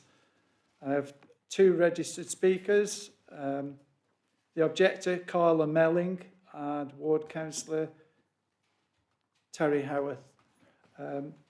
Kevin, please can you present the report? Thanks, Chair. This application is for the change of use of a vacant public house to a 6-bedroom HMO on the ground floor to accommodate 8 people and a 6-bedroom HMO for 6 people on the first floor. The property is in a predominantly residential area within the Chorley settlement boundary. 10 letters of objection have been received, and the points of objection are summarised in paragraph 8 of your report. An objection from the Right Honourable Sir Lindsay Hoyle MP has also been received in objection to the application, which is referenced in the addendum. The site was last used as a pub approximately 14 months ago, and there has been no viable interest in taking the pub over since. The principle of changing the use of the building into residential purposes is therefore considered acceptable. There are a few external alterations proposed, save for the removal of the signage and 2 side-facing windows in the eastern elevation, which are going to be obscurely glazed. All separation distances to neighbouring properties are met, and the built form remains as it does at present. It is not considered the proposal will have an unacceptable impact on residential amenity. It is also worth noting that the existing lawful use of the building is as a public house, which has the potential to have a greater impact on residential amenity than the proposed use. 3 parking spaces are proposed at the rear of the building. Whilst this is a low provision, the site is in a sustainable location with good access to public transport links. Bin and cycle storage will also be available to the rear of the building. The proposal is recommended for approval as per paragraphs 1 and 2 of your report. Thanks, Chair. Thank you. Carla, can I invite you to make your representations, please? Chair, members of the committee, I'm speaking in opposition for the plan to convert Sam's Bar 3 into a 14-occupant HMO. The proposal is simply too large for the site, out of step and out of touch with our community. First, it's overcrowded for both the building and the neighbourhood. Chorley Local Plan Policy HS10 states that HMOs must be in suitable locations that don't lead up to a build of shared housing. This would do exactly that. Policy HS6 and MPPF paragraphs 92 to 130 also stress the need for well-designed, balanced and inclusive communities. A 14-occupant HMO here would overwhelm local services, change the character of our area and also impact upon community cohesion. Secondly, there are already several HMOs nearby, yet the planning report fails to account for this. Within 100 metres of the site of Sam's Bar, there are currently 3 HMOs in operation. Approving this application would mean 4 HMOs within a 100-metre radius of 19 houses. That's a 21% saturation rate. Other councils treat this level as over-concentration. HS10 warns against clustering. Even if the HMO doesn't sandwich others, the intent is to prevent harm to neighbourhood balance and stability. This proposal clearly breaches that due to the amount of HMOs we already have located. Third, parking is a major concern. Moor Road is already strained. 2 schools, a care home, pavement parking is common, cycle infrastructure is often blocked. Policy ST1 requires safe and sufficient parking, yet relying on bike storage in an area like this is unrealistic, completely ignoring real-world commuting patterns. Fourth, there are real impacts on neighbours. Noise, foot traffic, groups gathering, pressure on bins. There will be 48, including the new food waste. Approving Policy BNE1 requires developments to protect residential amenity. This one doesn't. It introduces transient intensity and community instability. Finally, safeguarding concerns must be taken seriously. This building is right next to Southlands High School. Approving such a large HMO here risks setting a dangerous precedent, one that puts vulnerable children, residents and care home residents at risk. We recognise planning laws are changing, but this application jumps ahead of those changes. It threatens future policy and it also fails key elements of Charlie's own plan. In short, it's too much, it's in the wrong place, it results in unacceptable concentration of HMOs. I urge you to refuse this application on the grounds of cumulative harm, policy conflict and community impact. Thank you. Thank you. Councillor Howarth, I invite you to make your representations, please. Thank you, Chair. Houses of multiple occupation are different to other properties. Legislation from 2004 onwards has actually been passed to control these properties. In the government papers on the website, it states, HMOs are often seen as low quality, produce antisocial behaviour and are badly run. At a recent council meeting on the 15th of July, Chorley Council agreed an action plan on HMOs. A reason given was the increase in the number of HMOs has brought concerns about quality, antisocial behaviour and community cohesion. So the council is looking to regulate HMOs in a much sterner way than in the past. Other local authorities have actually introduced plans. They brought in Article 4 directions. An Article 4 direction would mean that all HMOs would require full planning permission. There are two reasons why this application is before this committee. Number one, change of use. But secondly, number of planned residents. HMOs need planning permission where the number of residents will exceed 6.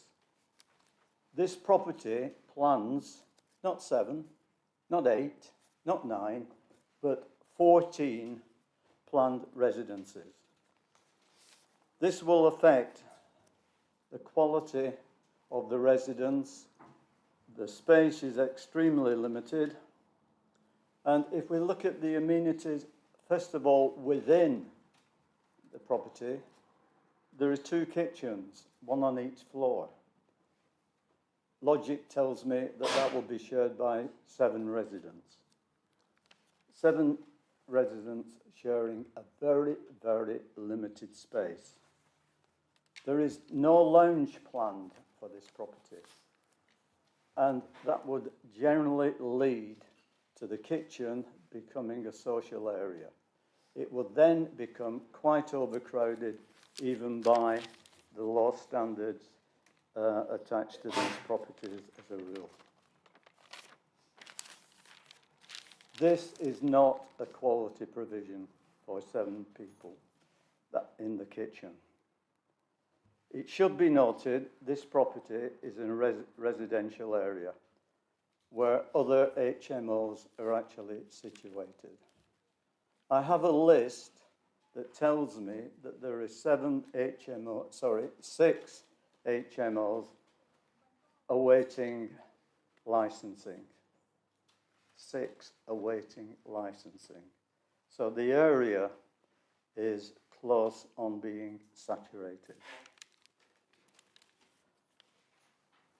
Parking provision is inadequate for 14 residents. These would tend to be young residents.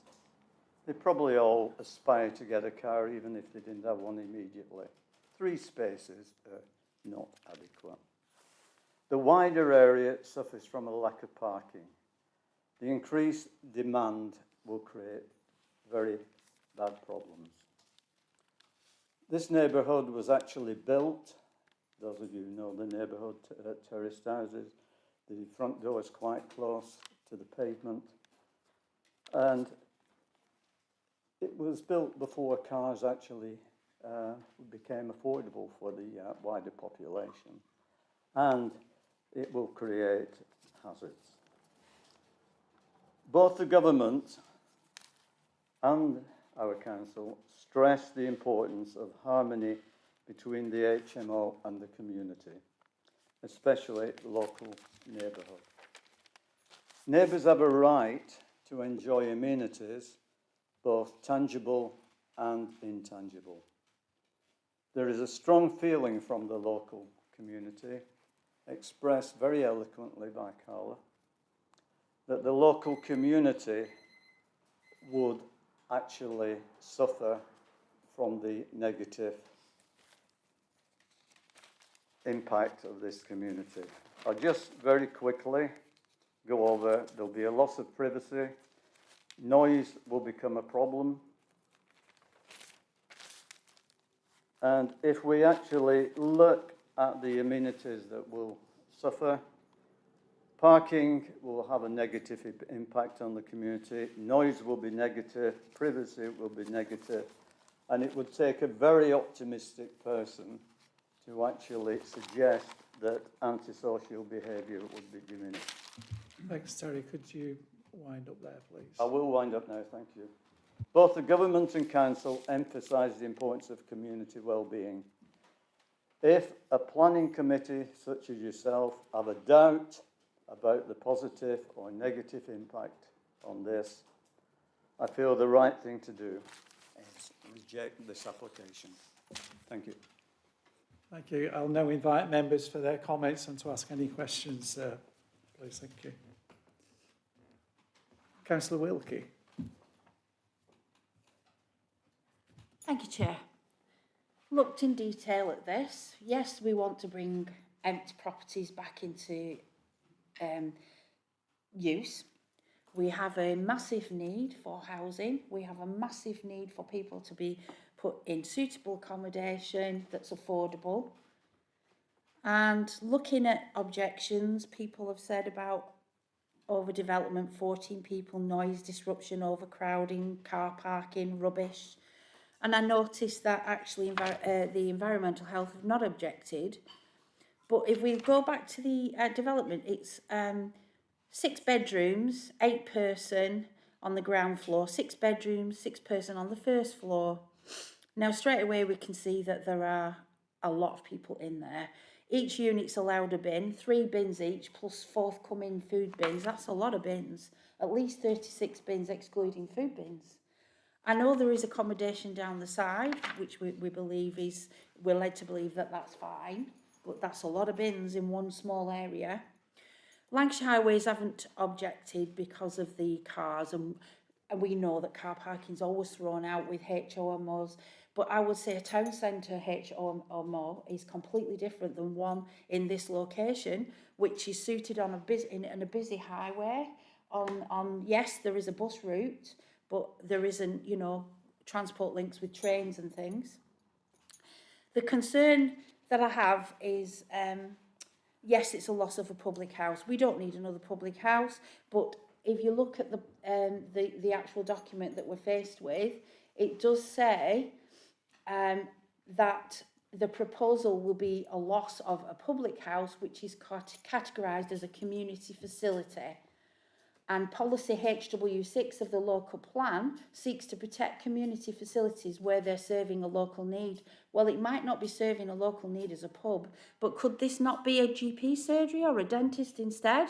We've got a very large community built up in that particular area that are not served by local GPs or dentists. We're aware, acutely aware, there are a lot of services missing in that area, and it is a community potential, and that's not even been looked at.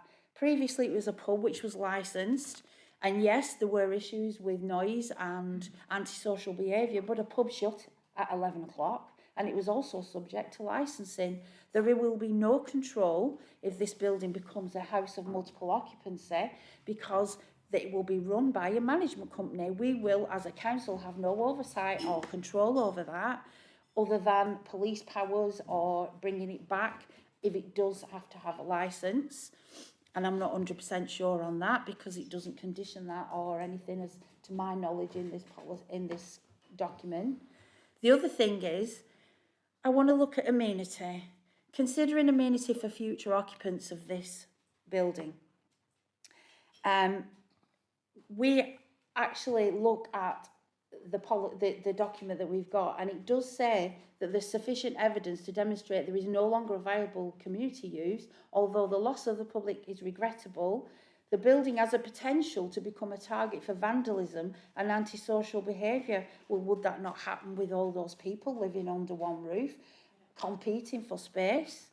The other thing is, we're looking at the plans. It does mention double rooms. Who's going to occupy these double rooms? Is it going to be professional couples?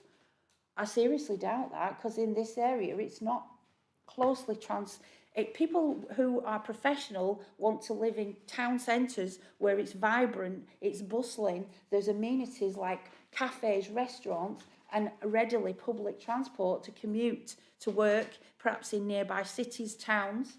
All right, we're not too worried about parking in that respect because they can jump on a train from the town centre. But people living in this particular proposed housing development will be stuck in a housing trap. We might have young people who can't afford to live in housing. There may not be community housing for them. And what do young couples do? They have children. So there is a safeguarding risk. We're going to have multiples of people thrown together in this building who are potentially going to be contributing to a safeguarding risk. We've also discussed it's already near a school.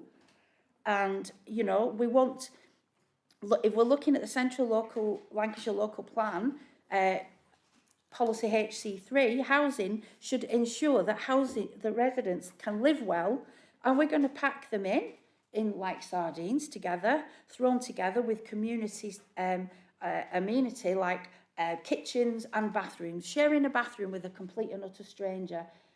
Would you want that? I wouldn't want that. Where's the amenity space for occupants to live healthily? There's no garden. And again, shared facilities like personal spaces, kitchens and bathrooms. Where's the play and recreational space for any potential children that may be born into this environment? We need to look at this quite seriously because it's an epidemic that we're having in this local area. And if I quote the Chorley Borough Council's core strategy, which was approved by this council in November 2024, I quote, "We are committed to protecting and enhancing quality of life by safeguarding the environment, promoting public health and leisure, building a stronger economy and creating attractive places to live and raise families." Would people living in this actually be living in an attractive place to live and raise families? Would this be ensuring that residents live well? And how is this proposal going to engage communities and promote community well-being when we hear about the same community complaining about antisocial behaviour and criminal activity? And that, again, is within our central policy. And I do feel that this is not a suitable development. Thank you. Thank you, Councillor France. Yes, I'd just like to agree with Councillor Wilkie. Normally with an HMO, I am generally happy if there is a bike shed and limited parking. But this is a distance out of town. I know it's on a bus route, but it is a distance out of town. It's not a town centre application. And my other concern is there's no recreational area, just 2 small kitchens for presumably 8 and 6 people. They're going to be the only recreational areas, and I just don't think it's good accommodation. Thank you. Councillor Southern. Thank you, Chair. Chair, could I ask for a very short adjournment? There's a technical and policy issue I'd like to discuss with officers. Yes, we can facilitate that. Kevin, do you want to come in on any other matters that have been said so far? Thanks, Chair. Yeah, I'd just like to come in on a couple of points. firstly, HS10 of the new Central Lancashire Local Plan. That sets out criteria which new HMOs must meet, and the proposal actually meets all of those criteria which are set out in that policy, and we can only really give that policy a limited weight at the moment anyway, because it's not an adopted policy as yet. Turning on to noise, colleagues in environmental health have raised no objections to the proposals, but they have confirmed that there is a need for a licence to operate this HMO. So environmental health would have some oversight on the management of the HMO moving forward, should it be implemented and approved. Parking, there is admittedly there is only a low level of parking, but LCC highways have no objections. It is a busy bus route with at least 3 services that I know of running in each direction every day between Wigan and Chorley. Turning to just one point that was raised about bathrooms, so it's shown on the floor plans that each of the rooms will have their own ensuite facilities, so there'll be no shared bathrooms within the kitchens are shared, but they've each got their own shower and toilet facilities within the rooms. And just a general point about sort of the occupants, we can't control who the occupants could be of any such use, in the same way that we can't for any residential property. So that's something that members shouldn't really take into account during the decision-making process this evening. Thanks, Chair. Oh yeah, just to clarify on the bins, there is a bin store already in place at the back. It would be up to the management of the property as to how many bins and how they would function that, whether they would have larger bins rather than individual bins for each unit, as you would see to household. But there is ample room at the back for whatever they decided to do. Thanks, Chair. Thank you. Councillor Snow. Sorry, just on that last point, we turned down an application in Adlington Anderton, a much smaller application, and it was shown that the waste disposal arrangements weren't good, but that actually it appears to be more room than this. Yeah. It's been pointed out there's 48 bins here to look after. It's bonkers, that, isn't it? There is not the space to look after to do that. I would assume that the management company would come to their own arrangement rather than each individual room having their own bin. There's probably not the need for every unit to have their own bin, so that would be up to the management company. But it is fundamentally different to the site in Adlington that we discussed a few months ago. In fact, that all the bins are tucked away around the back that can't be seen from any public vantage point. Councillor Williamson. I'd just like to say I'm a person that has lived in some years ago in a multi-occupancy house. I moved into the south of England, and it was temporary, and the house was a small terraced house in Portsmouth, and people there were more or less like myself, temporary. One chap was saving up for his house in Ireland. He was near retirement age, I wasn't then, and we can't presume who will move into this property. Councillor Green. Just a question I was just thinking here was, on BNE1, when we say density, because obviously that applies to sort of bricks and mortar, but can we apply density to people? No.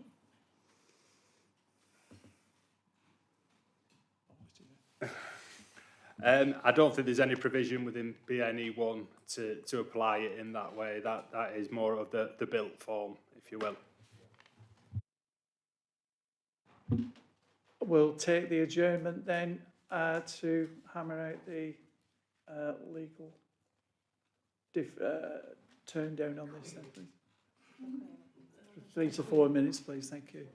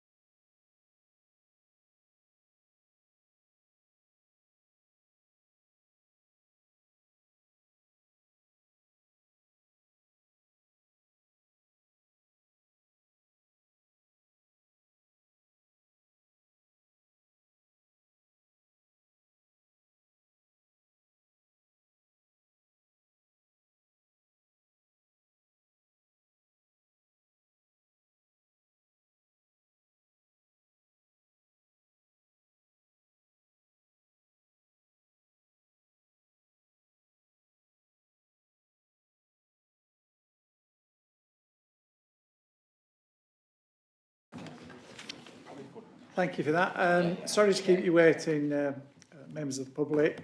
We had to adjourn the meeting to hammer out a legal side of what will transpire probably to be a deferment. We've done that. We've come back in. Kevin, have you written down the... sorry, okay. Could I put it to you, Councillor Ainsworth, are you going to propose a deferral? Yeah, thank you, Chair. I'm going to propose a deferral. The reason why I want to do this, I'm concerned about one of the paragraphs in the report, paragraph 19. It states, the applicant's agent has stated that the property has been closed for 14 months and during that time there have been no commercially viable rental requests. I've done some digging on this, and from what I found out, this property's only been vacant since January 2025, and I think we need clarification on how long this has been closed for. So can I propose on that basis? Okay, thank you. Councillor Wilkie? Thank you, Chair. Thank you for letting me come back. Yeah, based on what I brought up as issues before, the bins, the amenity, I would like to propose a site visit for members to go and have a look at this particular application for themselves. And that's my proposal. Thank you for a site visit. Thank you. Are there any other members that wish to speak on the matter? If not, we'll take it to the amendment. Sorry. Do I get a seconder? Sorry, Councillor France. I'd like to second Councillor Ainsworth's deferral. Thank you. Councillor Southern. I'd second Councillor Wilkie's proposal.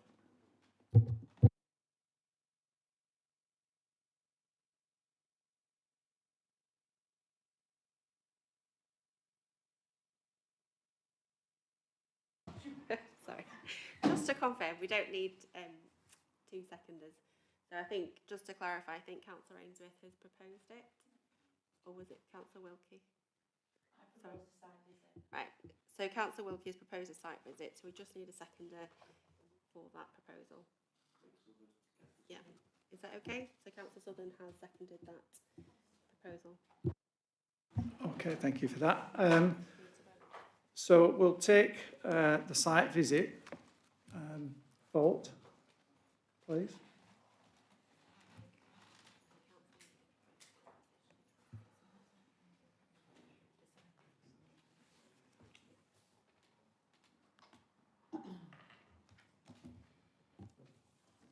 Members have voted in favour of deferral, so a site visit may be conducted. Sorry, Chair, is it okay to go through you? Yes. Just to confirm, that site visit, so it'll just come back the next planning committee, just to confirm. Okay, thank you for that. So we're at the end of the debate now. If you wish to leave, please feel free to do so at this time. Thank you.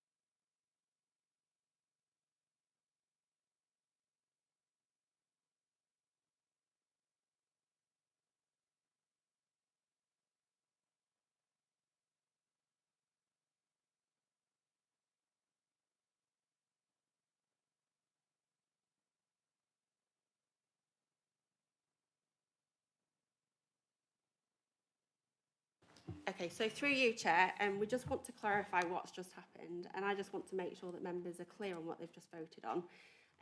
So, Councillor Ainsworth, were you proposing an amendment, or like were you proposing a deferral rather than a site visit?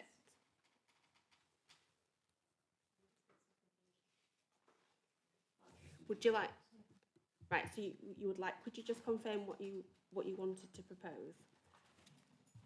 To confirm, I wanted to just propose a deferral. It was just on the basis of how long this property has been closed for. The applicant is saying 14 months, but according to other sources, it's this year. And sorry, through you, Chair, is it okay if I just clarify with Councillor Wilkie? Councillor Wilkie, were you proposing for something different to that?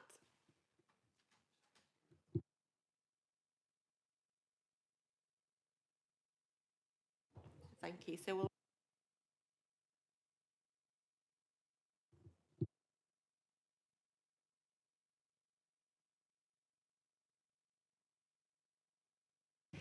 in order for that to happen, I think Councillor France had seconded that proposal.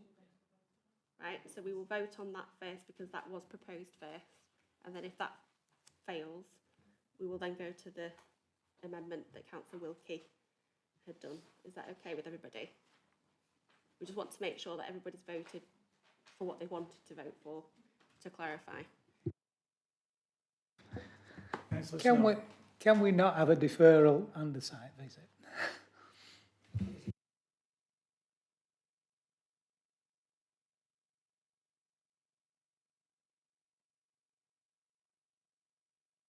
So just to clarify, through you, Chair, so if you want to do the deferral and the site visit, that would be a third amendment. I'm sorry, I do apologise, that is the way that we have to do that. So if there is a third amendment to do a deferral and a site visit, then that needs to be proposed and seconded. I'd like to propose that, please. Okay, thank you, Councillor. Could I second that, Chair? Thank you, Councillor Sutherland. We need to withdraw the first two amendments. So we just need to confirm if Councillor Ainsworth and Councillor Wilkie would like to withdraw their proposals. I'll withdraw my proposal. Happy to withdraw my proposal. Thank you, Chair. And now we can take the vote. Okay, we'll now go for the third amendment vote.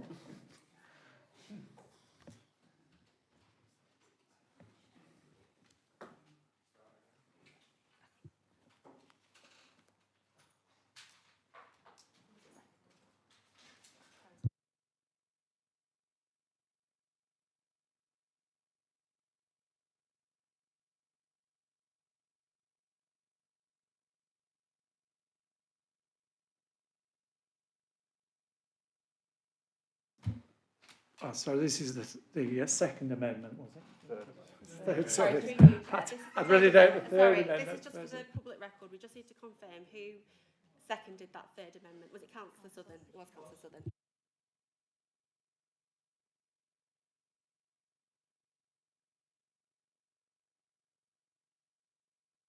Thank you for your patience. Noted.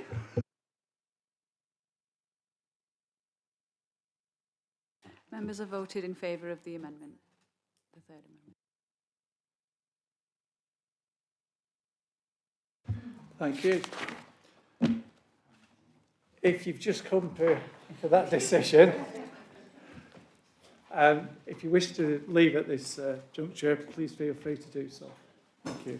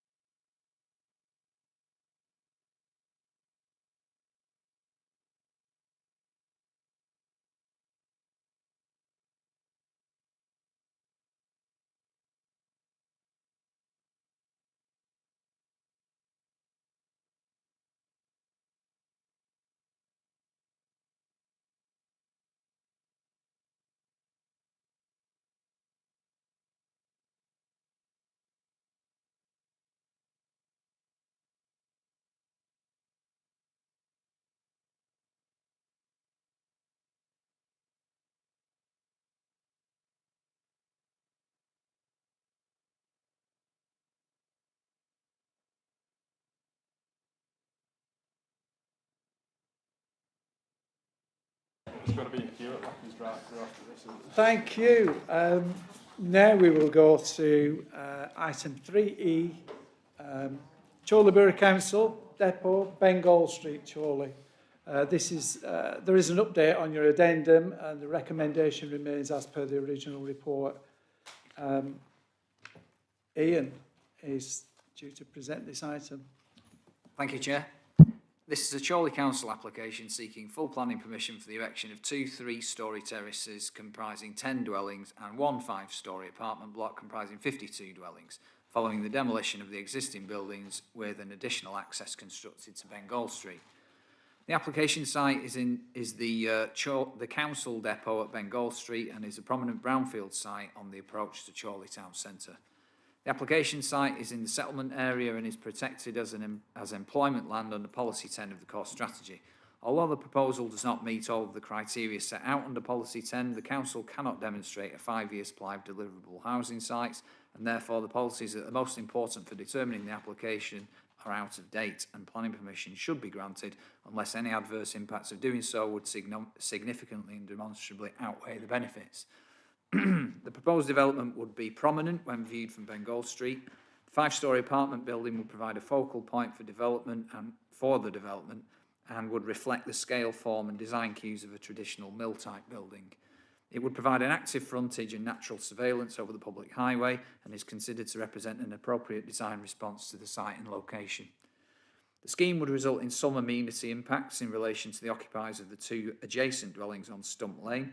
However, there would also be some amenity benefits due to the change in the use of the site from an industrial depot to a residential development, which carries a lesser impact and would be more compatible with those existing residential land uses. The site is located in a highly sustainable location and a safe access can be achieved. Lancashire County Council Highways have assessed this and raised no objections on that basis. Drainage impacts have been assessed by the lead local flood authority and are considered to be acceptable subject to the provision of a detailed drainage maintenance plan. Other technical matters including ecology and ground conditions are considered to be acceptable and in accordance with the policies of the development plan, subject to appropriate mitigation. Overall, the adverse impacts of the proposal do not significantly and demonstrably outweigh the significant benefits that the scheme would deliver through the provision of housing in the absence of a 5-year housing land supply. It's therefore recommended that the application is approved subject to conditions in a Section 106 agreement. Thanks, Chair. Thank you, Ian. So the officer's recommendation is that the application is approved subject to conditions in the Section 106 legal agreement to secure financial contributions in respect of public open space, a scheme of affordable housing provision and the provision of biodiversity net gain and monitoring. It is also recommended that authority be delegated to the head of planning and enforcement in agreement with the chair to agree the final wording of planning conditions. There are no registered speakers on this item, so I'll invite members to comment. Councillor Ainsworth, and Councillor Wilkie, and we'll take it from there. We'll just get on with those. Everybody wants to speak on this one, I think, apart from 2. Yeah, thank you, Chair. I'm happy to support this application, town centre area, good development as well. Councillor Wilkie.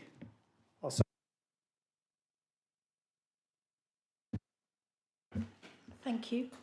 Happy, delighted to accept this and would definitely agree with the recommendation and go with officer recommendation. Thank you. Councillor Green and then Councillor Hilton. I agree with what everybody said. I think it's a nice development. It looks really good. I just wonder, just for residents' purposes, just to assure people that it's probably from Kevin, just to reassure that the independence of the department from Chorley Council, so it's not like the council's marking its own homework. So I just think it might be worth reassuring residents that this is a proper independent process, so it's not like I say, self-marking. Thank you, Councillor Hilton, and then Councillor Snow. Sorry, thank you, Chair. And just going back to what Councillor Green said then, the planning department and the property department act completely independently of each other. And as a cabinet member for planning, I'm quite assured that the process has been done correctly. The one thing I will say about this application is I know that there is some overlooking of the neighbouring properties, and that did raise concerns. The neighbouring properties have been notified multiple times, apparently, and none of them have actually raised any objections to this. So what I would like to say is that has been identified. Residents have been asked for their opinions on it. They've had the opportunity to come in, and they've chosen not to raise any concerns. So for that reason, I'm very much in favour of the application. Thank you. Thank you. Councillor Snow. Well, this is a fantastic development by our council, isn't it, really? And we might be marking our own homework, but we should be very proud of this. The design looks great. We're making use of what could have been a very difficult site. We've managed to move the council functions that's operated from that to much better modern premises. We've got much needed houses in the town centre. The design's going to look great. Yes, it does overlook those two properties, but I know the inhabitants of those two properties, they're actually pleased about this development, and I can't wait for people moving in. Thank you, Councillor Southern. I'll go last and top it out then, shall I, Chair? Firstly, I'd like to second Councillor Ainsworth's proposal that we accept the officer's recommendations. Secondly, much needed housing. I like the design. Yes, there is an overlooking point, as Councillor Hilton has alluded to, but ultimately it's better than overlooking the council yard. Thank you. Thank you. Any other members wish to speak on the matter? If not, we'll put it to the vote. We have Councillor Ainsworth proposed and Councillor Wilkie seconded.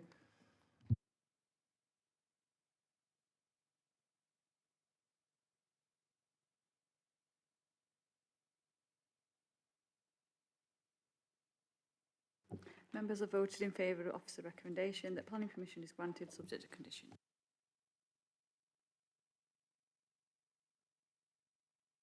Thank you, Susan. Item 4, any urgent business previously agreed with the Chair. This is the end of the business due to be considered at today's meeting.